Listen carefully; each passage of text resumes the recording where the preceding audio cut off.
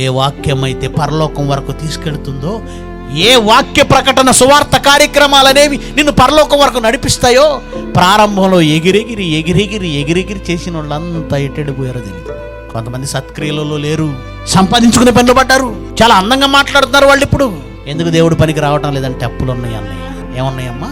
అసలు అప్పులు అంటారు. ఎందుకు అవుతాయి అప్పులు? మధ్యకాలంలో దేవునిలో ఉన్న వాళ్ళు కూడా ఎలా తయారయ్యారంటే, ముందు ఈ జీవితానికి కావలసినవన్నీ సంపాదించుకోవాలి, అప్పు చేసే. ఇందులో దేవుడి పనిలో సహకారిగా రాదు కానీ భార్య ఇలాంటి అప్పులు చేయడంలో మాత్రం అబ్బో అననీయ సప్పేర లాంటి వాళ్ళు. ఏమండి, దేవుని పని చేయకపోతే ఎలాగండి? మనం ఏ సత్క్రియలు చేసుకోలేదు. పరలోకంలో మన పేరిట, మన గ్రంథంలో మన పేరిట ఏ సత్క్రియలు వ్రాయబడలేదు. మనం రూపాయి కూడగడదాం, ఒక కార్యక్రమం చేద్దాం. కనీసం 2 ఆత్మలు రక్షింపబడినా పర్వాలేదు, మన పేరిట దైవ కార్యక్రమం లేకపోతే ఎలాగండి అనదు. ఏమండి, వాళ్ళ ఇంట్లో అన్ని వస్తువులు ఉన్నాయండి, మన ఇంట్లో లేకపోతే ఎలాగండి? ఏమండి, వాళ్ళ ఇంట్లో బంగారం ఉందండి, మన పిల్ల మెడలో బంగారం లేకపోతే ఎలాగ? ఇప్పుడు అప్పులు చేయడం మొదలు పెట్టావు. దేనికి?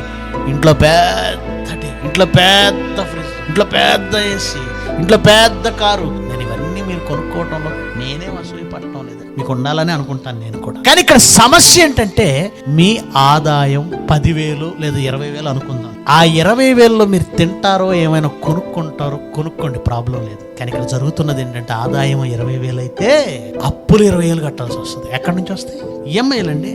మీటింగ్కి 500 ఇమ్మంటే ఆలోచిస్తాడు 500 సార్లు. మీటింగ్కి 2,000 ఇవ్వాల్సి వస్తే 2,000 సార్లు ఆలోచించే వాళ్ళు ఉంటారు. కొంతమంది ఈ మధ్య వాళ్ళెంత ఇచ్చారు వీళ్ళంత ఇచ్చారు కనుక్కొని, ఎందుకంటే పొరపాటున వాళ్ళకంటే ఎక్కువ ఇచ్చేస్తానేమో, పిచ్చోడిని అయిపోతానేమో అని. నేను ఉద్యోగస్తున్నైనా ఓ 10,000 ఇవ్వగలిగిన సామర్థ్యం ఉన్నా, వాళ్ళు 2,000 ఇచ్చారా, అయితే నాయి కూడా 2,000 రాసుకో. ఇలా అయిపోయావంటే దేవుణ్ణి ఇలాగా నువ్వు ప్రేమించేది? ఇలా నువ్వు అయిపోవడానికి గల కారణం ఏంటో తెలుసా? శత్రువు, నీ శత్రువు.